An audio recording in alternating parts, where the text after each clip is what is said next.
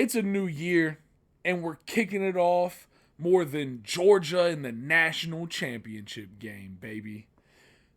65-7. Someone wasn't ready, but it's Wildcard week. Time to weed out the week. Chargers versus Jaguars, the Finns versus the Bills, the Ravens versus the Bengals, Seattle versus the 49ers, the Cowgirls versus Tampa Bay, and Giants versus Vikings. Who you got? Who you picking? It's Wildcard week, and we're getting wacky. And he scores on the last play of the game. Touchdown! They talk about that ball becomes a nation forever. Are you ready? Riley You got Peters, barbecue back there, and you didn't invite me. Hurt my feelings. Preston Rowe. One of the best young coaches in college football. It's the Trash Talk Tailgate. Strong right slot, C right. Spider 2-eye banana seal. You're going to call it like it's your favorite play you've ever gotten in your life. That's right. It's the Trash Talk Tailgate. I am Riley Puddin Peters. With me, as always, is my friend, Dr. Preston Rowe, defensive backs quality control coach at Louisiana Tech University. And we're glad that you've joined us for a little bit more football. How you doing, my brother? I'm good, man. How are you? I'm doing, honestly, top tier right now. Because, the news broke today. One, I want to preface this with, we hope you watched our national championship half of a live stream, because honestly, we couldn't finish the rest of that game, because holy shit, it was an ass whipping. It was bad.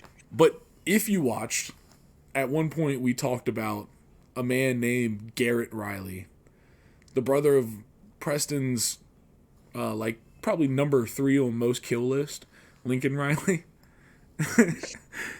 He's below Sark, I'll say that. But Garrett Riley, who was the offensive coordinator at TCU, the 7 in that 65-7, it was announced today that one Clemson put Streeter on the street, plain and simple.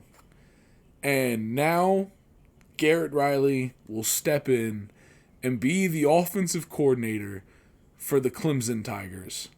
And honestly, I could not be more ecstatic. Honestly, man, my first thought was I was shocked. Like, we've talked about this before.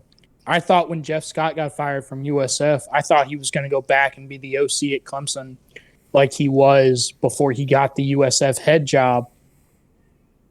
But first of all, I'm shocked that Dabo made a move after just 1 year of Streeter being the OC there. Because Dabo's not known for doing that. Yeah, but I'm just, dude, they pulled one of the hottest commodities away from TCU in terms of an offensive coordinator. And I'm still shocked. I mean, it's great for y'all. It definitely gives Clemson a lot of much needed momentum after kind of being stale on offense the past few seasons. Yeah. Oh, stale to say the least. Hey, and now we won't be playing ukulele with the quarterback. You got Cade Klubnik now. Cade Klubnik. Texas. Dude, he's got to be fucking ecstatic right now. Oh, dude, him and Garrett Riley had a very sexually charged conversation at some early AM hour. I mean, I don't know what else to say, man. I'm very excited for this. Yeah, man, that was great news today, so I'm doing pretty fucking good. I mean, first, we just want to mention Damar Hamlin. Great to see him getting better and getting finally discharged from the hospital. Responsive. He spoke to the team on Zoom last week, and you know, just as soon as he did that, man, you know that the Patriots were fucked.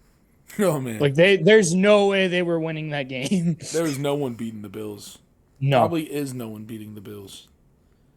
we'll get to that later. We will. Also, want to tell the story of Peyton Hillis. For those of you who are Madden fans, he is the face of Madden 2012, and like one of the most shocking cover of Madden choices I think ever. I think everybody was always like, "What the fuck?"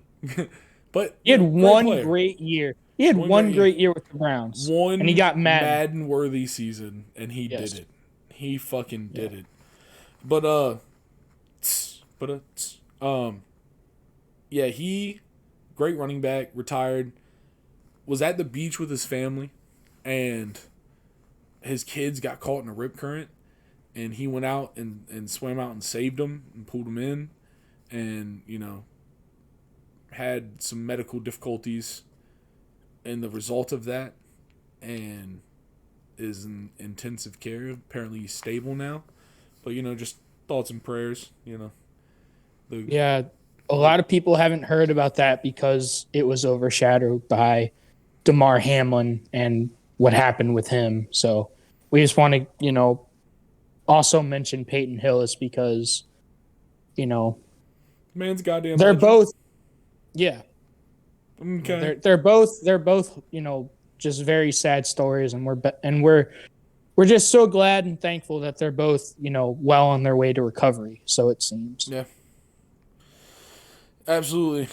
And, you know, last but not least, you know, it was in the cold opening. Hope you guys enjoyed it. But Georgia doggy-styled TCU. Well, they bulldoggy-styled TCU. 65-7. God, Dude, it was 38-7 at half, dude. We have an entire live stream, including the making of a staking dinner. And it was. There's just not much to talk about, man. Georgia was just dominant on every side. They did that fucking thing. It seemed like TCU wasn't firing all night. Like, it felt like something was wrong all night. And obviously, I was right.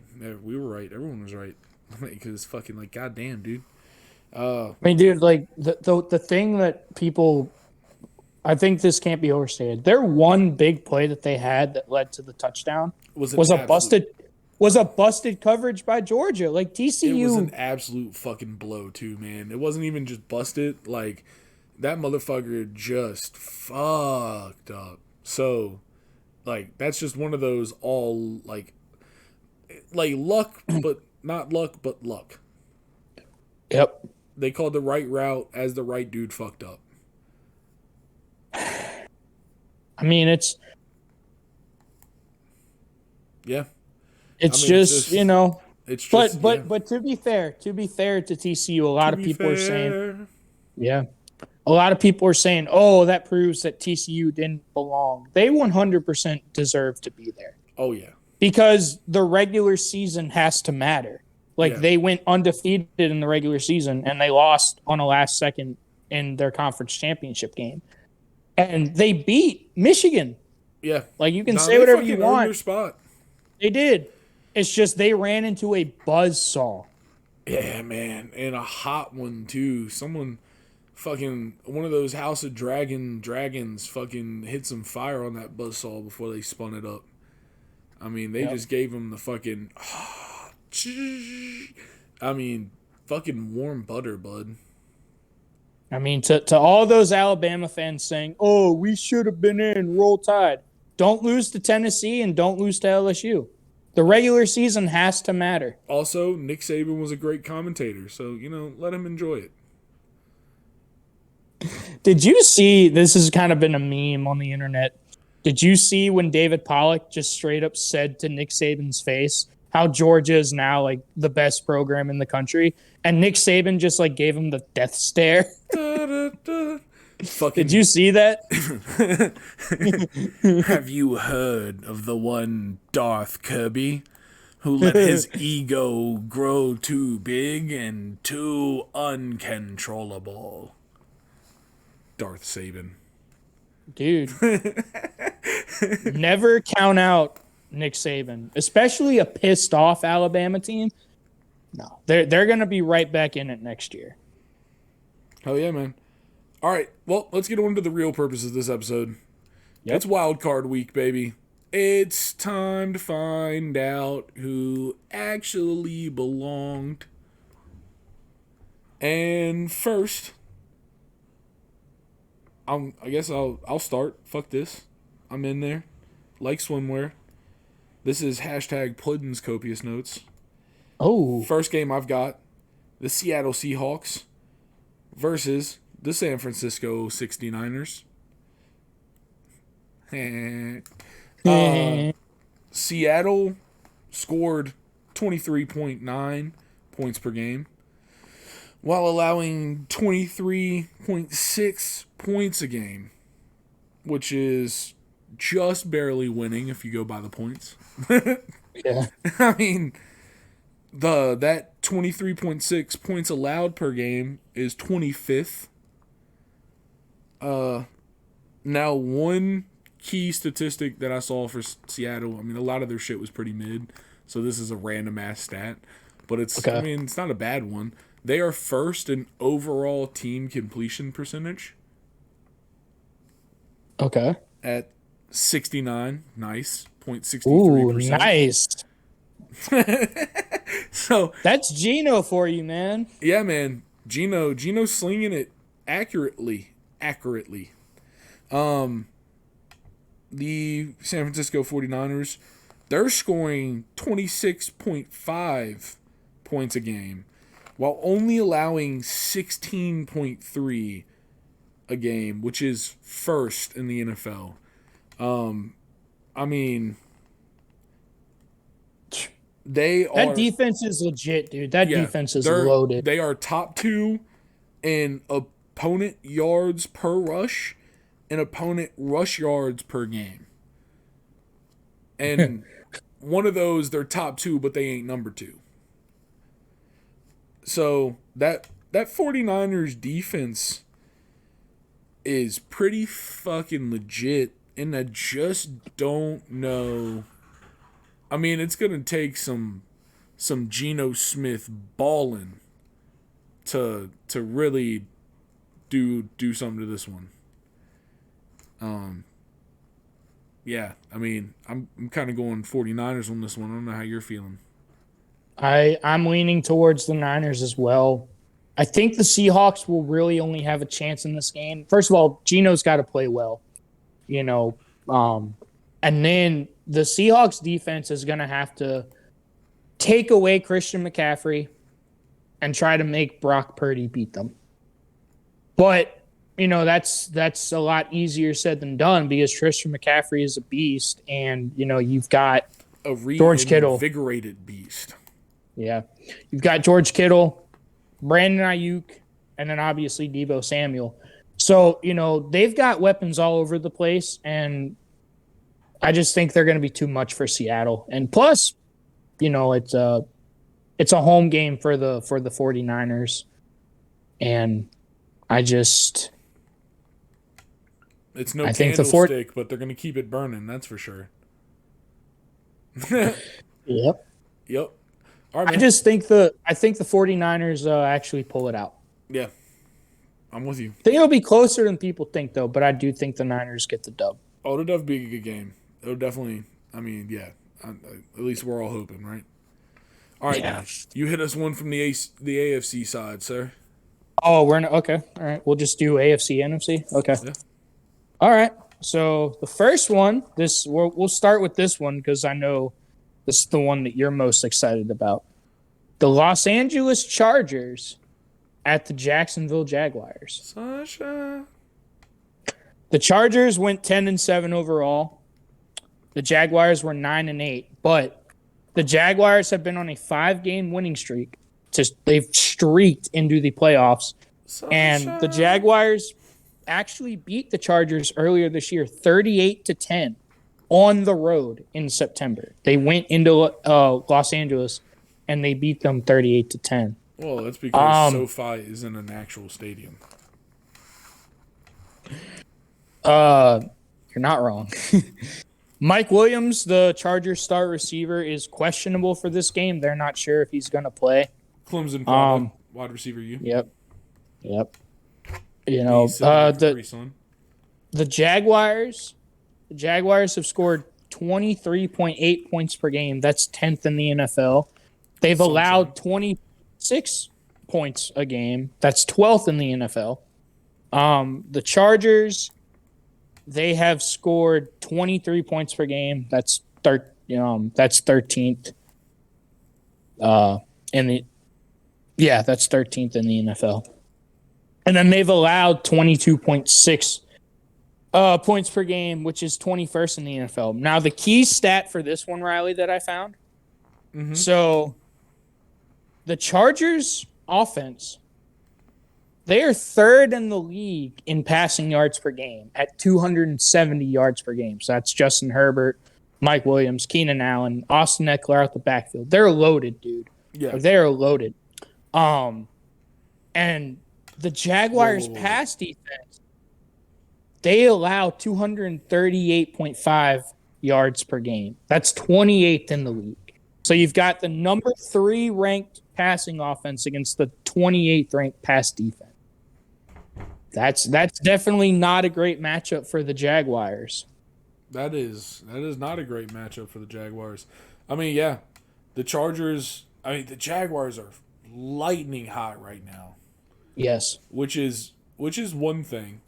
And I mean, I've got all the faith in Sunshine. I mean, it's hard to vote against someone I'm so loyal to, Sunshine and Travis Etienne and the company.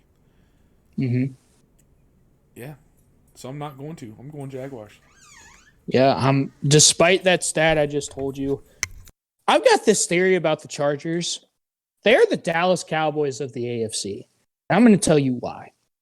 They've always got talent every single year. They're one of the most talented rosters just in the league every single year. But yet they just something always goes wrong for them. You know, they always get injured. They always have critical turnovers at the worst times in critical games. Something's missing from that team, and it has been for a long time, going back to Phillip Rivers and LaDainian Tomlinson. And here's my other thing, dude. Brandon Staley's supposed to be a defensive coach, but they've got the 21st ranked defense overall in the league. Like, that to me, that's not good. Plus, the Jaguars are at home. I'm going to go with the Jags, dude. Yeah, I mean, I think Sunshine is red hot right now. I mean, burning like the sun itself. So you got to give him his credit while it's due. I'm going Jags here. All right.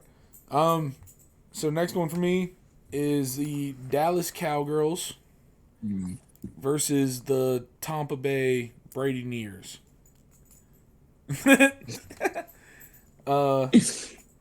Yeah, so Dallas, they're scoring 27.5 points per game while only allowing 20.1 points per game. That's 5th in the NFL, that 20.1 points per game allowed. They are first in red zone scoring percentage. Are they really? 71.43%. The Cowboys are? Yeah. Holy shit, I didn't know that. Yeah. So that, I mean, it doesn't matter what you got on the other side. Like, if you can convert red zone like that, you're doing it right. Yep. Tampa Bay, they're scoring 18.4 points per game. Oh. While allowing 21.1. I didn't even put the number by that. Yeah, but they are, as you can imagine with Tom Brady, top 2 in, passes per game, passing yards per game, and QB sack percentage. I guess by They don't even top try to run the ball. They don't try to run the ball. So that's my next point. While they are all, they literally 32nd in all run variables.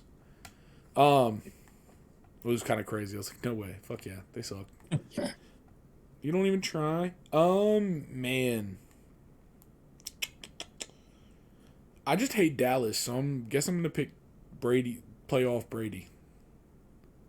Yeah. I just can't stand Dallas. I can't vote for him. It's impossible for my soul.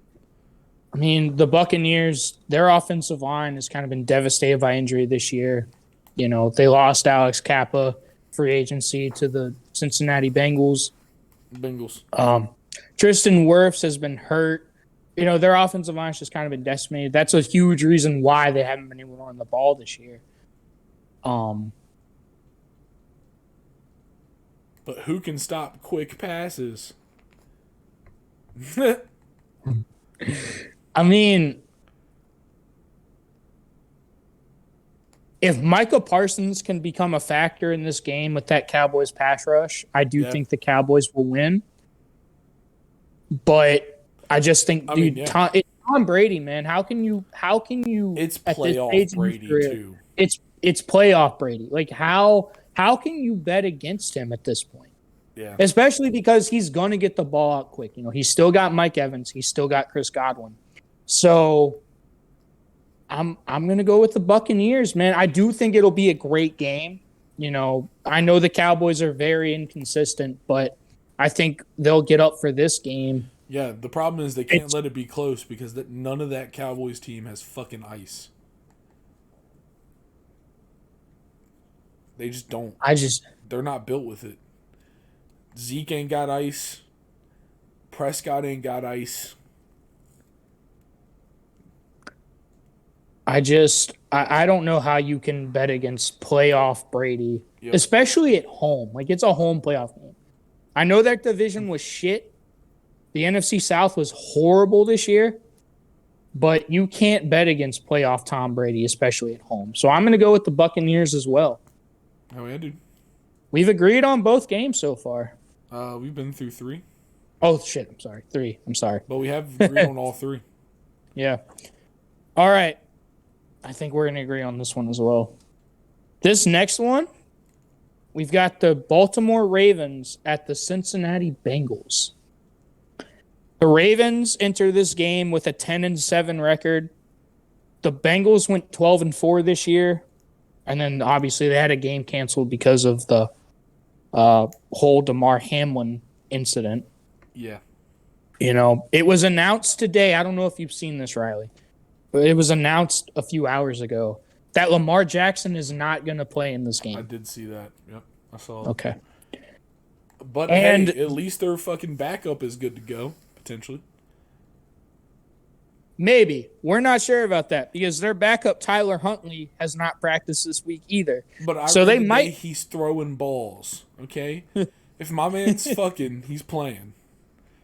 Maybe. we'll see, but they might. No, I'm just fucking. Tyler Huntley might play. He'll probably be a game time decision. Yeah, that's kind of weird.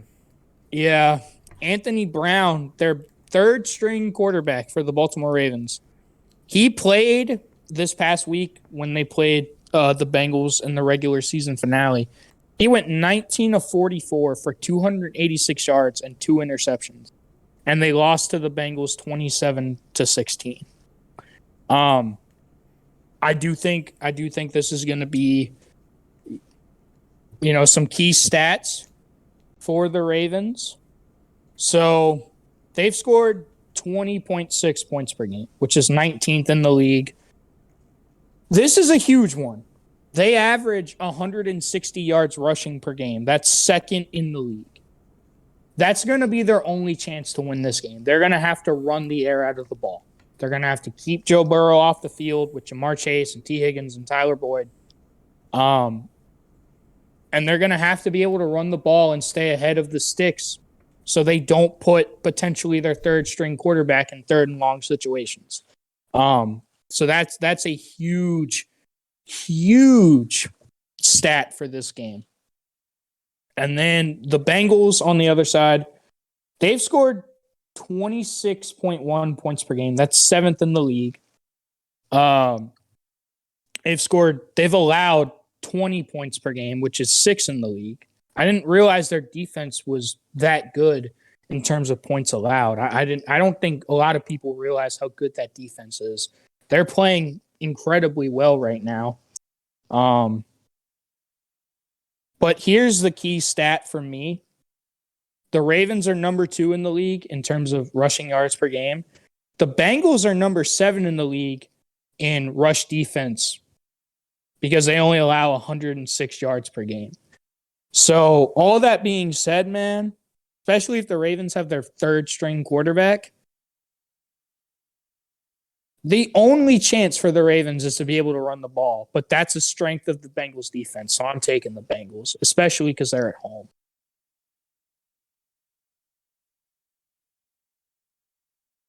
I do live in the greater Baltimore area. So it would be really fun to be part of a fucking riot if they pull off this upset.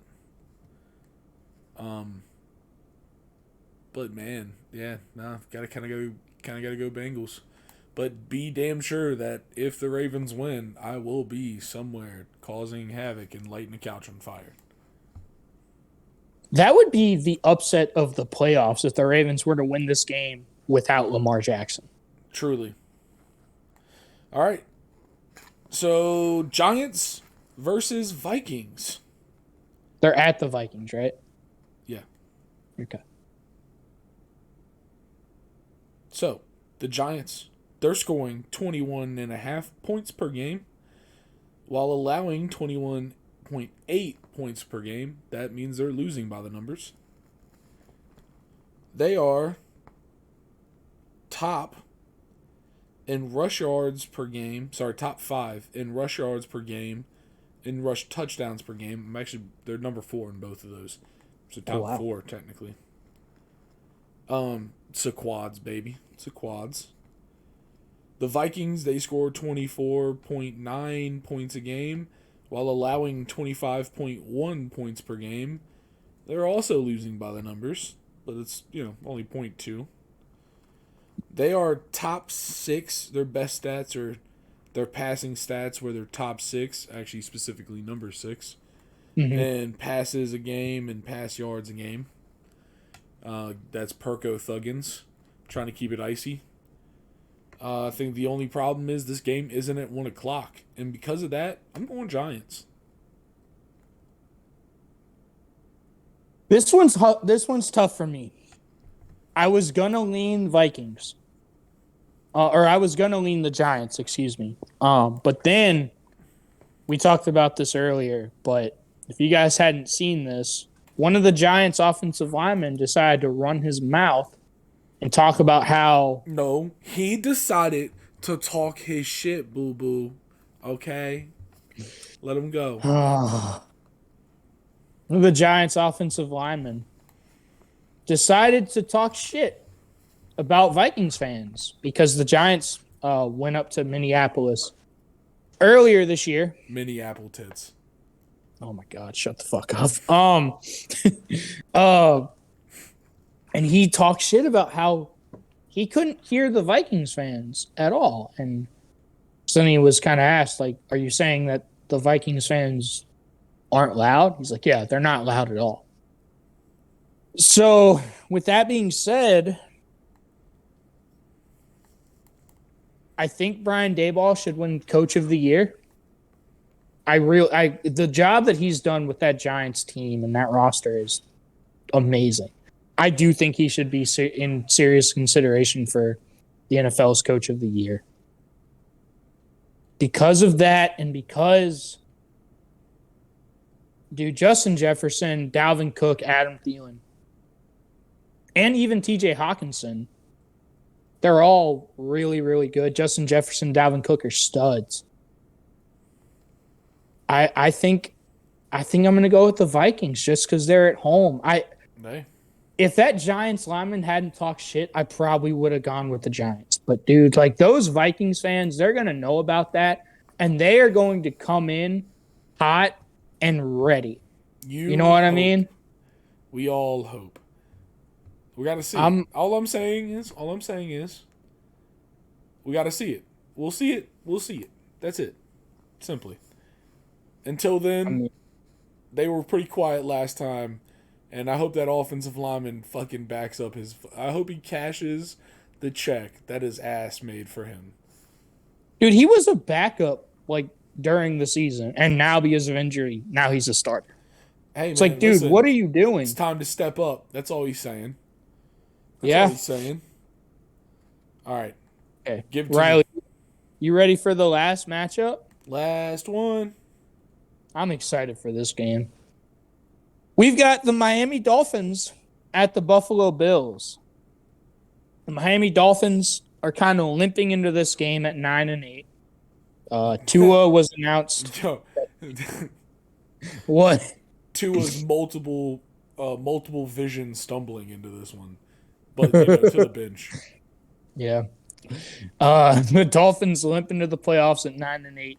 The Bills, they had a 13-3 record. Obviously, the game was canceled, so they didn't finish that game. Tua has been announced out for this game. The Dolphins starting quarterback is not going to play because he's just had way too many concussions this year. Feel you, brother. CTE is real, man. So Skylar Thompson will be making his third career start. He started last week against the New York Football Jets, and he went 20 of 31 for 156 yards. And obviously, we all know the storyline for the Buffalo Bills. They're going to play out of their minds in this game for DeMar Hamlin. It's the hurt guy buzzsaw. But according to Mike McDaniel, the Dolphins should win this game because the temperature is going to be anywhere from 28 degrees to 33 degrees Fahrenheit at kickoff for this game. They want it colder. They want it colder. That's what Mike McDaniel says. You know? It ain't cold enough. It's not cold enough. He wants it to be -5 degrees. He wants to go up to Lambeau and play a game there. Yeah, honestly, hilariously enough, I was also thinking that -5 number. Right as you said. Dude, great minds think alike. Check out the TTT, streaming on all platforms. Exactly. Oh, man. But, in all seriousness, the Bills are going to win this game. Like, I can give you all the stats, Here's a crazy stat that I found. The Bills' red zone defense is number 2 in football. They only allow touchdowns not even 45% of the time. 55% of the time, you're not getting any points or you're kicking a field goal. Their red zone defense is absurd. And their red zone offense, they score touchdowns 60% of the time. That's number 9 in the league. So, the Dolphins, they're not going to have their starting quarterback. Their only chance to win this game is if you just get the ball to Tyreek Hill and Jalen Waddle and just let them run wild, which, the Bills' defense, they only allow 17.9 points a game. That's number 2 in the league. And they scored 28.4 points per game, which is also number 2 in the league. So I don't think the Bills' defense is going to allow Skylar Thompson to get a rhythm by throwing short to Tyreek Hill and Jalen Waddle. Dude, honestly, I think this is going to be a blowout. There's no way the Dolphins win this game. It's either I'm sorry, or we find out Skylar Thompson has a low-key, dirty deep ball. One or the other. It's true. But dude, the Bills aren't losing this game. It's at home for them. I'm just saying. Literally, I think my point is you have to do amazing if everybody's like, yo, okay, apparently he has a low-key fucking deep arm. Like, you're throwing multi-tutties in a game to get that compliment. That's all I'm saying. He's going to have to be amazing, or the Bills are just going to fucking... They're just going to fuck him up. This is just true. Like, I don't know. That's all. That's it. Because you're right. They're not going to... It's not... This won't be a screens game. That Bills defense just won't let it be a screens game. No. You're not hitting quick outs. You're not hitting screens. You're not fucking chunking them like that. Like, it's gonna have to be something amazing from a player that no one really knows, or the Bills are just gonna win like we all think they are. I don't see a scenario, honestly, in which the Bills lose this game. It's going to be way... Skylar Thompson having Madden character-like energy and dropping like barring something 450 like that. yards, 4 tutties, add an extra rush. That's what I'm saying. Yeah, no, Bills going to win this. And I fucking hate it. But go Bills. Fuck you. Why do you hate it? Why do you hate it? It's all right. What do you mean it's all right? Long Motherfucker. Story. It's sad but true. I can't keep my eyes off you. Anyways, keep going. Well, that's our wild card matchups. We agreed on everyone but one, dude. Yeah, pretty much. And, that's a great way to stay in shape. Yep. Yeah, dude. I mean, they all seem pretty obvious. And I hope there is an upset in there. Like, I hope we're wrong at least a couple times because that just will make shit interesting. Yep. But, this is Wild Card Week, and Wild Card Week weeds out the week. And the shit gets pretty wacky. Before we go, dude, because I know we're about to go, I just have one question for you. Yeah. And we talked about this before we did the show. What's the question? Just based on the national championship right now, and we'll have a much deeper conversation about this topic on the TTT at a later date, probably in the off season. But right now, you as a Clemson fan, and I know how much you love Dabo Swinney, but right now, if you had to choose for the future of your football program, would you rather have Dabo Swinney or would you rather have Kirby Smart?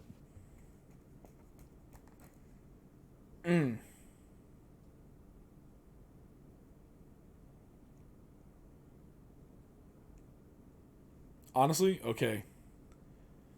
Kirby, but keep the rest of the Clemson staff. That's not gonna happen, first of all.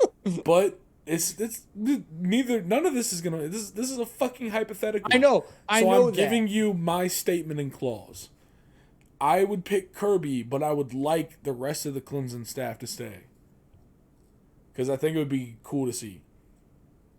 But Georgia's defensive staff, and obviously their offensive staff is better right now than Clemson's. I don't know, man. They just got Garrett Riley. That's true. But Todd Monken has been awesome at Georgia as the OC. I mean, dude, he's helped Stetson fucking Bennett win 2 national championships. I mean, it's fair, and Stetson Bennett does have a very punchable face, so that's fair. That is fair. Yeah, I don't know. I mean, I'm just loyal to a diehard, so it's hard for me to say it, even though, I mean, obviously, as of right now, at this moment, as it stands, Kirby Smart is the best coach in college football. I'll just tell a quick story about this. And if you know me personally, I'm sure you've heard this story before. But Riley, you knew me when Frank Beamer retired back in 2015. Giggity. I cried in my dorm room watching his retirement press conference when he announced it. It was one of the most emotional days of my life. And then I was even more emotional. What? And he doesn't have many of those. Exactly. And then I was even more emotional when I was able to go to his final home game at Lane Stadium in 2015 when we lost in overtime to North Carolina. And then I was able to go to his final regular season game when we beat UVA in Charlottesville. But when he announced his retirement, the first person I wanted Kirby Smart. Because he was the DC at Alabama at the time. He had been with Nick Saban for, 8, 9, 10 years, whatever it was. I really wanted Kirby Smart because it had been reported that he was very interested in us. And I knew that he was going to at least recruit at shit. level. What? I'm thinking about that. I'm thinking about Kirby Smart to Tech. Like, just... It was reported he was interested. And then I knew it was over once Georgia opened up because that's his alma mater. He's going to go there. But, dude, honestly, dude, like, dead ass. If it meant that we got Kirby Smart, I would have been okay with letting Bud Foster go. I think Bud, in that situation, I think he would have retired with Frank. And I would have been okay with that. Yeah. You know? So I've always been a huge Kirby Smart fan. I think right now he's right up there with Nick Saban. I would take him over Dabo right now. Yeah. All right, man. Well, this has been a banger. It has been a banger. It's been awesome, man. We hope you enjoyed it up to this point. Please like, subscribe, comment, all the good things. Check us out. Keep watching. Keep loving. Go watch our old stuff. Yeah, go back. Watch some more. If you want to get filled in with, all of the rowdy dumbness that we're into. And, just as always, keep an eye out for the content coming and coming and coming again. And, yeah. Peace. We good?